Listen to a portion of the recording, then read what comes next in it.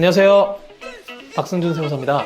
매년 1월과 7월에는 부가가치세 확정신고 기간인데요. 부가가치세는 사업자에게 있어서 매우 중요한 세금입니다. 오늘은 홈택스를 같이 보면서 신고하는 방법에 대해서 알아보도록 할 건데요. 오늘 영상의 내용을 보시고 도움이 되셨으면 좋겠습니다. 자, 먼저 홈택스에 들어오면 자주 보셨겠지만 여기가 메인 화면이고요. 부가가치세 신고는 세금 신고 탭을 먼저 드래그를 하시면 여러 가지 세금 신고를 하실 수 있습니다. 부가가치세를 신고하기 앞서서 신고도움 서비스나 신고도움 자료 조회를 누르셔야 되는데요. 신고도움 서비스나 신고도움 자료 조회는 홈택스에서 사업자의 기본적인 사항들을 파악해서 그 내용을 요약해 놓은 자료라고 생각해 두시면 됩니다. 그래서 혹시라도 누락된 자료가 있는지 먼저 확인을 하셔야 되는데요. 먼저 부가가치세 신고도움 서비스를 보시면 개별 분석 자료라고 해서 안내가 되어 있는 경우가 있습니다. 이런 내용들을 확인을 하시고 마찬가지로 신고도움 자료에서 사업자가 주로 매출을 하거나 매입한 항목들을 요약해 놓은 표가 있으니까 이 표를 확인하셔서 내용을 숙지하시고 그 다음에 부가가치세를 신고를 해주시면 됩니다. 본격적으로 신고를 시작해 볼 건데요. 마찬가지로 세금 신고에 들어가셔서 부가가치세 신고 그리고 일반 과세자 신고를 하시면 됩니다. 일반 과세자 신고에 들어가시면 세금비서 이용 대상 여부를 확인해 보기 칸이 나오는데 이거는 무시하셔도 됩니다. 부가가치세 신고에 들어왔는데요. 먼저 일반 과세자, 간이 과세자, 대리납부, 카드사 대리납부 중에 일반 과세자를 선택하시면 되고요. 여기에 보시면 정기신고가 나와 있고 그 다음에 정기신고 세금비서 서비스, 기타 등등 다양한 것들이 있는데 신고 기간이 지나지 않았다면 정기신고를 클릭해 주시면 됩니다. 정기신고를 클릭해 보면 2024년 1기 확정 부가가치세 전자신고 안내사항이라고 나와 있는데요. 1번에 보시면 주요 자료 조회 서비스 제공 일정에 대해서 나와 있습니다. 현금 영수증이나 아니면 화물 운전자 복지카드 매입은 7월 1일에 제공 예정이 되어 있고요. 전자세금 계산서나 사업용 신용카드 매입 내역은 7월 12일, 신용카드 매출이나 판매 대행 결제 자료는 7월 15일에 제공이 되어 있습니다. 이건 어떤 걸 얘기하는 거냐면 부가가치세는 7월 1일부터 7월 25일까지 신고를 할 수 있는데 6월달 자료 같은 경우에는 이런 자료들을 너무 빨리 신고하게 되면 자료가 조회가 안 되는 경우가 있기 때문에 이런 제공 예정일을 알려주는 것이고요. 촬영 기준으로 7월 16일이기 때문에 모든 자료가 제공되어 있다고 생각해 주시면 됩니다. 자, 제일 먼저 기본 정보를 입력을 해야 되는데요. 신고 구분과 사업자 인적 사항이 나와 있는데 사업자 등록번호가 미리 입력되어 있을 겁니다.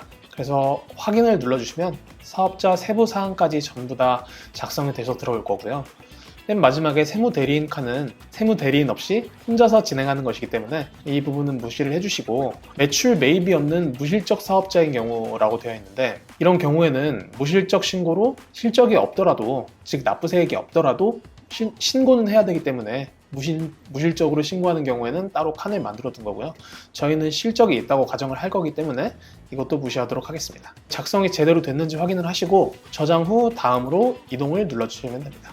자, 다음 칸으로 왔는데요. 입력 서식 선택하는 칸인데 자주 사용하는 칸은 이미 체크가 되어 있고 특이하게 부동산 임대 공급가액 명세서, 현금 매출 명세서 이런 것들이 있는데 웬만한 경우에는 특히 혼자서 신고할 때는 이런 것들을 입력할 일이 잘 없으실 겁니다. 그래서 이것들은 조금 무시를 해주셔도 되고 중요한 거는 이제 예정 고지세액이나 예정 신고 미환급세액이 있는 경우에 이미 납부를 한 세금이기 때문에 차감을 해줘야 돼서 이런 것이 있다면 체크를 해주시면 되고 나머지 경우에는 거의 선택하실 일이 없다고 보시면 됩니다.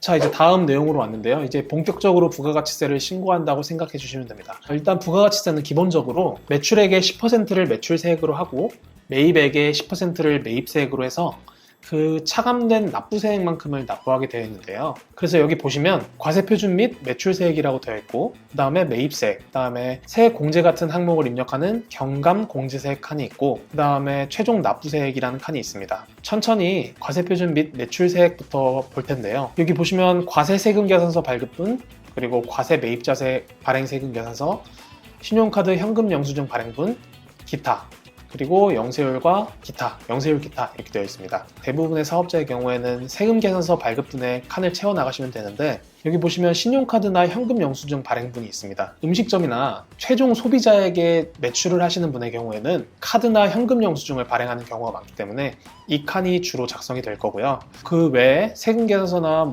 정규 영수증을 받지 않은 사람들의 경우에는 기타 칸에 넣어주시면 됩니다. 그리고 영세율 세금 계산서 발급분과 영세율 기타, 이 항목은 영세율은 부가가치세법에서는 수출을 하는 사업자에 대해서 영세율을 적용하게 되어 있거든요. 그래서 거기에 해당하면은 이 칸을 작성하시면 되는데 이것도 마찬가지로 혼자서 작성하실 때는 거의 건드릴 일이 없다고 생각하시면 됩니다. 지금 저희가 작성하고 있는 사업자는 거의 대부분이 세금 계산서를 발급하는 사업자여서요. 세금 계산서를 기준으로 설명드리도록 하겠습니다. 자, 옆에 작은 작성하기 버튼을 누르시면 세금 계산서를 받은 분에 대해서 구체적으로 작성하는 칸이 나와 있는데요. 아까 처음에 봤던 화면에 전자세금 계산서의 경우에는 7월 12일에 자료 제공이 예정이 되어 있었기 때문에 7월 12일 이후에 전자세금 계산서 불러오기 칸을 눌러보시면 지금까지 홈택스에 집계된 세금 계산서 칸이 활성화가 될 겁니다. 이렇게 불러오기를 눌러주시면 자동적으로 작성이 될 거고요. 그런데 이제 전자세금 계산서의 경우는 자동으로 국세청에 전송이 되기 때문에 집계가 되지만 종이세금 계산서, 즉 직접 써서 제출한 세금 계산서도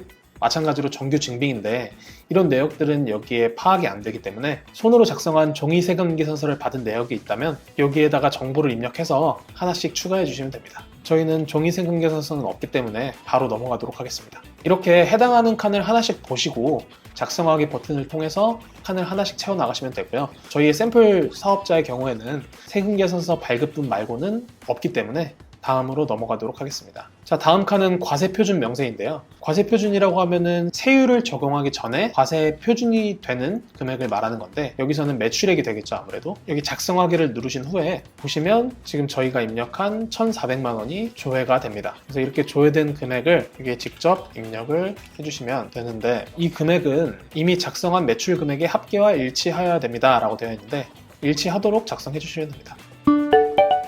그리고 다음은 매입세액인데요. 매입세액은 세금 계산서를 받았을 수도 있고 아니면 현금 영수증이나 다른 내역들을 마찬가지로 받을 수 있겠죠. 가장 대표적인 것은 세금 계산서를 직접 수취한 일반 매입 그리고 신용카드를 사용한 내역이 대부분일 겁니다. 먼저 세금 계산서 수취분 일반 매입을 작성을 해주셔야 되고요. 매출 세금 계산서와 마찬가지로 자료 제공 예정일인 7월 12일 이후라면 이렇게 불러오기 버튼을 눌렀을 때 홈택스에 집계된 내역이 자동적으로 반영이 되게 됩니다. 마찬가지로 매입도 종이 세금 계산서를 받은 경우가 있을 텐데요. 그런 경우에는 매출세액과 똑같이 하나씩 작성을 하셔서 업로드를 시켜주시면 되겠습니다. 종이 세금 계산서까지 입력이 되면 그 다음에 입력 완료 칸을 눌러주시면 되고요. 그리고 중요한 게 신용카드가 남았죠. 신용카드 매입세액도 작성을 해야 되는데요. 이렇게 작성하기를 눌러주시면 신용카드 매출 전표와 의제 매입세액, 기타 다른 매입세액들이 나와 있습니다. 대부분의 경우에는 신용카드 매출 전표 등 수령 명세서 제출분, 일반 매입을 클릭하시면 되고요. 이렇게 보시면 직접 내용을 추가해서 입력하는 칸이 있고 그 다음에 현금 영수증과 화물운전자 복지카드 그리고 사업용 신용카드 칸이 나와 있습니다. 여기서 조금 알아두셔야 될 게 사업용 신용카드 조회하기를 눌러보시면 이렇게 총 사용한 사업용 신용카드와 공제 대상 사업용 신용카드가 나와 있습니다. 이거는 홈택스에서 임의적으로 분류를 한 세액이고요.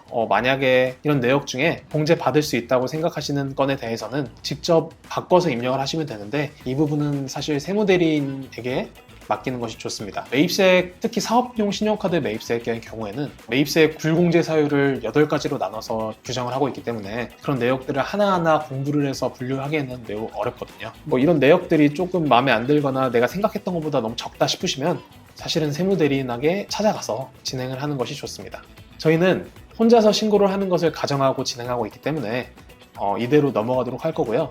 그리고 위에 있는 내용이 맞다고 가정을 한 후에 조회 결과 자동 체험을 눌러주시면 홈택스에서 임의로 분류한 세액들이 자동으로 채워지게 됩니다. 이런 내용들을 확인하신 후에 적용을 눌러주시면 이렇게 사업용 신용카드에 칸이 채워진 것을 보실 수 있고요. 그리고 마찬가지로 카드가 없었을 때 현금을 썼을 때 현금 영수증도 받을 수 있기 때문에 현금 영수증을 무엇을 받았는지 확인해보고 신용카드와 똑같이 채워주시면 되겠습니다. 자, 이렇게 입력이 완료되면 입력 완료 버튼을 누르시면 되고요. 입력 완료 버튼을 누르니까 이렇게 자동으로 칸이 채워지게 되어 있습니다. 다시 한번 입력 완료를 누르도록 하겠습니다. 자, 이제 매입세액과 매출세액 칸은 전부 다 채웠고요. 다음으로 그 밖에 경감 공제세액 칸이 있는데 한번 눌러보도록 하겠습니다. 제일 처음에 보이시는 전자신고 세액공제는 전자신고를 했다면 당연히 받을 수 있는 세액이기 때문에 자동으로 채워져 있고요. 그리고 전자세금계산서 발급세액공제가 있는데, 전자세금계산서 발급세액공제는 직전 연도에 사업장별 공급가액이 3억 원 미만인 개인사업자의 경우에 전자세금계산서 한 건을 발급하면